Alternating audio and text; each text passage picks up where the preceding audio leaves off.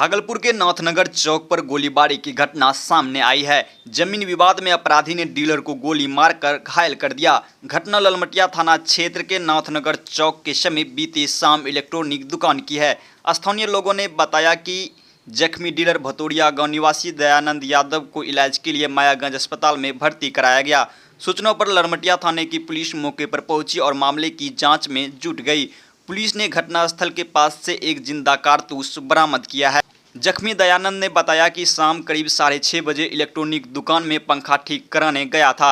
आधा घंटा बाद एक अपराधी आया और गोली मारकर फरार हो गया। दयानंद यादव ने बताया कि गांव के ही कुछ लोगों से 2 साल से जमीन विवाद चल रहा है। साल भर पहले भी भतोड़िया रोड में अपराधियों ने गोली चलाई थी। उस घटना में बाल बच गया था।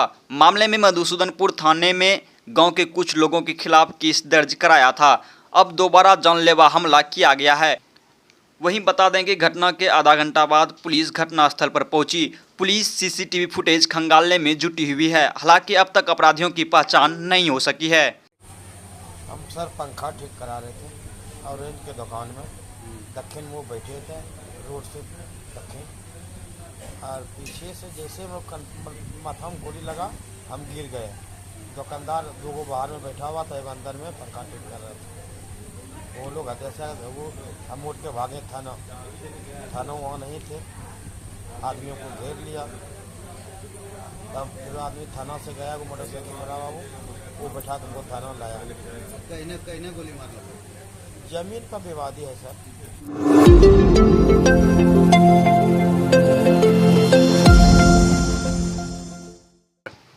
भागलपुर के पुलिस जिला नवगछिया के नदी थाना क्षेत्र में देर रात बासा पर सोए एक चरवाहा को अज्ञात लोगों ने गोली मार दी। मृतक की पहचान बिहपुर के कहारपुर निवासी 37 वर्षीय रामशरण यादव के रूप में हुई है। वह अपने मवेशियों के साथ टेकना दियारा में रहता था। वहीं मवेशी पालन कर अपनी जीवन यापन करता था।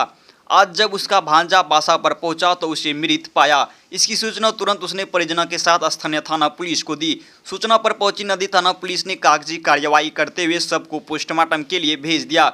वहीं इस घटना से परिजनों का रो कर बुरा हाल है। परिजनों ने बताया कि इसकी किसी के साथ कोई दुश्मनी नहीं थी। यह मवेशी पालन कर अपना जीवन यापन करता था।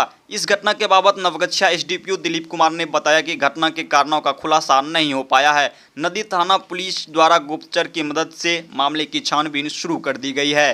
सूचना कैसे मिला के गोली लग गया है? इसको भोर का सब भगना जब गया ना, हाँ, तो देखता है मामू को सुता है, उघाड़ता है तो गोली लगल, डेट कर गया था। तो पुलिस को सूचना दिए? हाँ, तो पुलिस ये लाया कि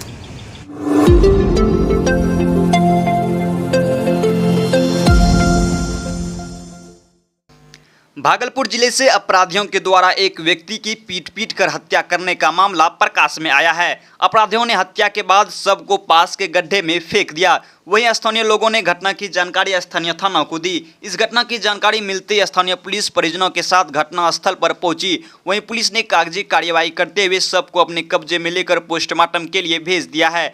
घटना जिले के सुल्तानगंज थाना क्षेत्र अंतर्गत मुरारका महाविद्यालय के समीप रेलवे फाटक के पास का है। मृतक की पहचान मंटू मांझी के रूप में हुई है। इस मामले में मृतक की मां मखिया देवी और साला मैनी मांझी ने बताया कि बीते बुधवार की रात गांव के धर्मेंद्र यादव एवं इनके दोस्त शकीलदेव कुमार घर पर आकर मंजू मांझी को बुलाकर अपने साथ लेकर गए थे। देर रात तक घर वापस नहीं आने पर सुबह ग्रामीणों के द्वारा पता चला कि मुरारका कॉलेज के समीप रेलवे फाटक के पास मंटू मांझी को पीट कर हत्या कर एक गड्ढे में फेंक दिया गया है। साथ ही स्थानीय लोगों ने घटना की जानकारी स्थानीय थाना को दी। इस घटना की जानकारी मिलते स्थानीय पुलिस परिजनों के साथ घटनास्थल पर पहुंची। पुलिस ने कागजी कार्रवाई करते हुए शव को अपने कब्जे में लेकर पोस्टमार्टम के लिए भेज दिया है। वहीं पुलिस ने त्वरित कार्रवाई करते हुए एक व्यक्ति को हिरासत में लिया है। वहीं हत्या में शामिल आरोपियों की गिरफ्तारी के लिए सघन छापेमारी में जुट गई है। इस घटना से परिजनों का रो कर बुरा हाल है। गुमटी के पास रेलवे फाटक, हाँ, जो डबलवाना है। हाँ, क्या चीज से मारा इन लोगों को? दाब के मारा है, क्या मारा, हाथों तोड़ दिया है।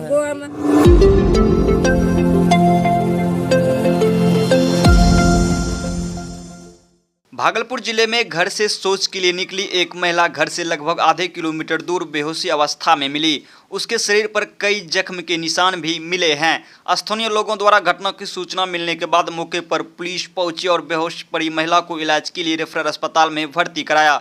घटना जिले के पीरपैती थाना क्षेत्र के इमामनगर गांव की है। बताया जा रहा है कि इस गांव के निवासी रूपकसा की पत्नी पूजा देवी बेहोशी अवस्था में घर से लगभग 500 मीटर दूर बहियार में मिली। गांव के लोगों ने जब देखा तो इसकी सूचना परिवार वालों और पुलिस को दी। घटना की सूचना मिलते ही थानाध्यक्ष राजकुमार प्रसाद, महिला दरोगा नंदनी कुमारी दल बल के साथ घटनास्थल पर पहुंची, जहां बेहोश पड़ी महिला को इलाज के लिए रेफरल अस्पताल में भर्ती कराया, जहां से चिकित्सकों ने प्राथमिक उपचार के बाद JLNMCH अस्पताल रेफर कर दिया। फिलहाल पुलिस की मौजूदगी में महिला का इलाज चल रहा है। बता दें कि महिला के पति ने थाना में पत्नी के अपहरण होने के बाबत लिखित शिकायत दर्ज कराई थी।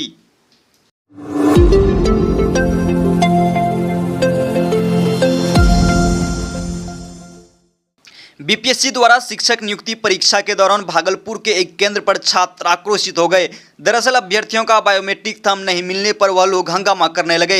एडमिट कार्ड पर दिए गए स्कैनर को भी कैमरा स्कैन नहीं कर पा रहा था, जिस कारण से कई छात्रों का परीक्षा के बाद बायोमेट्रिक में नाम अंकित नहीं हुआ। वहीं छात्राओं की नाराजगी की सूचना मिलते ही भागलपुर के सदर SDO धनंजय कुमार नाथनगर थाने की पुलिस के साथ परीक्षा केंद्र पर पहुंचकर छात्रों को समझा बुझाकर शांत कराया। दरअसल पूरा मामला भागलपुर के नाथनगर के गुरुकुल उच्च विद्यालय की है। परीक्षार्थियों ने बताया कि स्कैनर काम नहीं करने से हम लोगों को बायोमेट्रिक नहीं हो पाया, जबकि प्रवेश पत्र में लिखा है कि सभी अभ्यर्थियों का आइरिस और चेहरे की पहचान किया जाना है। अभ्यर्थियों ने कहा कि पंचवर्षीय योजना के तहत शिक्षकों की वैकेंसी आती है, उसके बाद भी ऐसी समस्याओं से रूबरू होना पड़ता है। उन्होंने बताया कि कुल 288 छात्रों में से 182 छात्रों का थंब और फेशियल रिकॉग्नाइजेशन नहीं हुआ, उसके बगैर ही छात्र परीक्षा केंद्र से बाहर निकल गए। यह अभ्यर्थियों के भविष्य के साथ खिलवाड़ है। मामले में सदर SDO धनंजय कुमार ने कहा कि छात्रों को किसी प्रकार की परेशानी न हो, इसको लेकर परीक्षा केंद्र पर सभी तैयारियों का लगातार जायजा लिया जा रहा है। गुरुकुल उच्च विद्यालय परीक्षा केंद्र पर कुछ परेशानियां आई है। बायोमेट्रिक और फेशियल रिकॉग्नाइजेशन नहीं होने से छात्रों के द्वारा शोर मचाया गया। इसके बाद उन्हें समझा बुझाकर शांत कराया गया है और हर संभव मदद करने का भरोसा भी दिया गया है। उसके बाद अटेंडेंस बनाना जो होता है, हम लोग सबका कुछ का बनाया जा रहा था अटेंडेंस, कुछ का बनाया नहीं जा रहा था। टेक्नीशियन के द्वारा बोला जा रहा था कि वाईफाई काम नहीं कर रहा है। ऐसे में यहाँ पे लिखा हुआ है 8वें नंबर पे कि अगर आपने अपना अटेंडेंस नहीं बनवाया तो आपका उम्मीदवारी रद्द कर दी जाएगी। ऐसे में अब ये हमको बताया जाए कि अगर हम लोग अटेंडेंस नहीं बनवाएंगे तो ऐसे का स्थिति में हम लोग जो एग्ज़ाम दिए उसका क्या फ़ायदा रह गया? कोई फ़ायदा नहीं रहा। हालांकि प्रिंसिपल सर के द्वारा यह बोला गया कि आप लोग सिग्नेचर करके दीजिए, तो हम लोगों ने सिग्नेचर करके दिया हुआ है, लेकिन क्या पता उस सिग्नेचर से हम लोग का सिग्नेचर कर देने से क्या पता अगर ऑफिस में ही रह जाए या फिर ऑफिस में ही पड़ा हुआ रह जाए वो सिग्नेचर। लेकिन हम लोग का तो पूरा लाइफ बर्बाद हो गया। 5 साल में एक बार टीचर का वैकेंसी आता है पंचवर्षीय योजना की तरह। इस स्थिति में क्या बताइए कि फिर अगला वाला आएगा 27-28 में, ऐसे कंडीशन में हम लोग के साथ क्या होगा? यहाँ का टेक्नीशियन बहुत गंदा। करीब 89 स्टूडेंट के साथ हुआ है। हाँ 89 टोटल 182 था, सॉरी 182 था। 182 छात्र। हाँ जी 182 और कुछ का बना। अरे कुछ का बनेगा तो किसी का नहीं बनेगा, नहीं और बनेगा तो सबका बनेगा, लेकिन ऐसा कुछ नहीं हुआ। क्या नाम? एक्चुअली इसमें ये आ नहीं रहा है, ये स्कैन करने के बाद बहुत लोगों का फिंगरप्रिंट भी नहीं आ रहा है। अच्छा। और प्रॉब्लम हो रही है कि मतलब उसमें क्लियरली इसमें आप जब देखेंगे 8 नंबर पे लिखा हुआ है कि उक्त परीक्षा में सभी अभ्यर्थियों का आइरिस कैप्चरिंग एवं फेशियल रिकॉग्नाइजेशन किया जाना है। अभ्यर्थी उक्त प्रक्रिया पूर्ण होने के पश्चात ही परीक्षा कक्ष से बाहर निकलेंगे, अन्यथा उनकी उम्मीदवारी रद्द करने का आयोग का निर्णय अंतिम होगा, ये कहा जा रहा है। तो आप लोग का नहीं हो रहा है? तो बहुत सारे लोगों का नहीं हो रहा है। मैं एक नहीं करीब 200-250 स्टूडेंट्स हैं जिनका नहीं हो रहा था। तो ये लोग क्या कर रहे हैं, पहले तो उस टाइम नहीं हुआ तो नहीं किया उन लोगों ने, अब क्या कर रहे हैं कि मतलब किसी का ऐसे बस स्कैन कर दे रहे हैं, नोट कर दे रहे हैं रोल नंबर और फोटो क्लिक करके बस कर दे रहे हैं। ना तो किसी का थंब लिए हैं और ना ही और इमेज के थ्रू ऐसा आइरिस वगैरह कुछ नहीं हुआ है किसी का। तो इससे दिक्कत हो सकता है?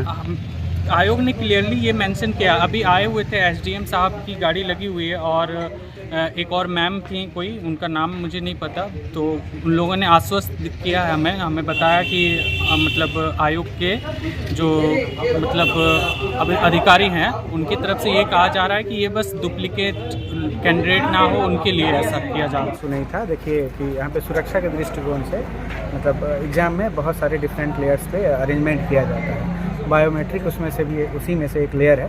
कुछ टेक्निकल इशू के कारण कुछ बच्चों का नहीं हो पाया था, तो उन्हीं बच्चों की क्वेरी थी, तो उनको आके समझा दिया गया है और फिर हम लोग उनका करवा रहे हैं। सर करीब इनका बायोमेट्रिक से नहीं है, अटेंडेंस 100 से कम है, ठीक है, और ये तो टेक्निकल चीज़ है। तो सर इन लोगों का भविष्य के लिए कोई प्रॉब्लम नहीं, बिल्कुल इसमें कुछ नहीं है। देखिए कोई भी एग्ज़ाम होता है उसमें अटेंडेंस शीट होती है, उसमें उससे अटेंडेंस को देखा जाता है, ठीक है। ये एक एडेड सिक्योरिटी मेजर है, जैसे गेट पे फ्रिस्किंग होती है।